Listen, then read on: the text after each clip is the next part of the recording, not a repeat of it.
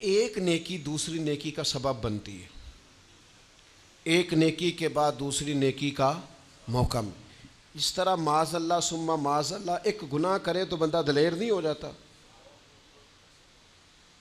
کہ چلو یار ایک کر لے۔ ہمارے بزرگوں نے لکھا ہے کہ آپ کی نماز قضا ہو جائے تو کسی کو بتائیں نہیں میری قضا ہو گئی، پھر تو وہ کہے گا چلو میں بھی قضا کر لیتا ہوں۔ آپ کوئی گناہ کریں تو گناہ کا اعلان، کوئی غلطی ہو جائے تو چھپائیں، بتائیں نہیں، ورنہ دوسرے بھی دلیر ہو جائیں۔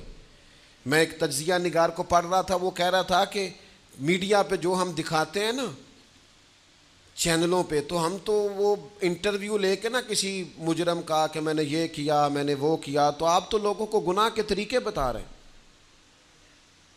آپ لوگوں کو دلیر کر رہے ہیں کہ اس نے کر لیا تو میں کر لوں گا تو کیا ہو گیا۔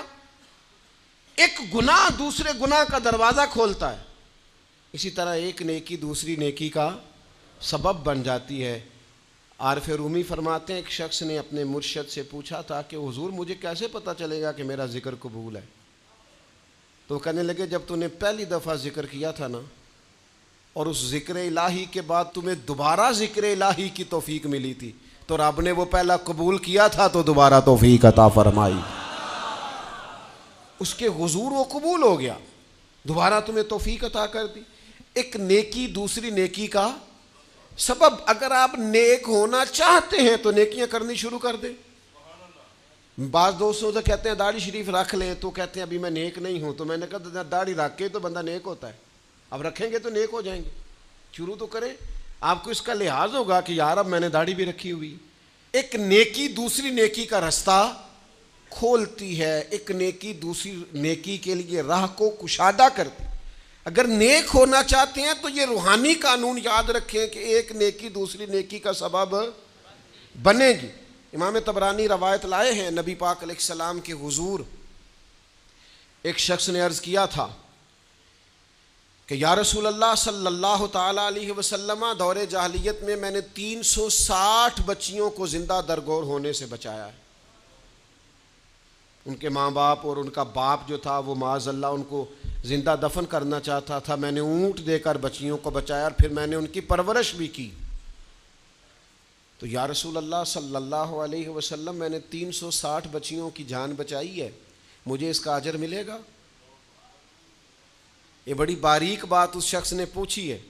اصول یہ ہے کہ حالت کفر میں جو انسان نیکی کرتا ہے اس کا اسے اجر نہیں ملتا۔ اجر کے لیے ایمان ضروری ہے، ایمان پر اجر مرتب ہوتا ہے، جس کا ایمان نہیں اس کو اجر نصیب شرط ہے کہ بندہ مومن ہو تو اس کے نیک اعمال قبول۔ اب یہ سوال کیا کر رہے ہیں، ذرا باریک بات ہے سمجھے۔ یا رسول اللہ صلی اللہ تعالی علیہ وسلم، کیا مجھے اللہ اجر دے گا؟ میں نے دور جاہلیت میں 360 بچیوں کو زندہ درگور ہونے سے بچایا ہے، اس کا مجھے اجر ملے گا؟ قربان جائیں، حضور فرماتے ہیں انا افصح العرب، میں عربوں میں سب سے زیادہ فصیح و بلیغ ہوں۔ اس نے کہا حضور اجر ملے گا؟ تو حضور فرمانے لگے تمہیں تو اجر مل گیا ہے۔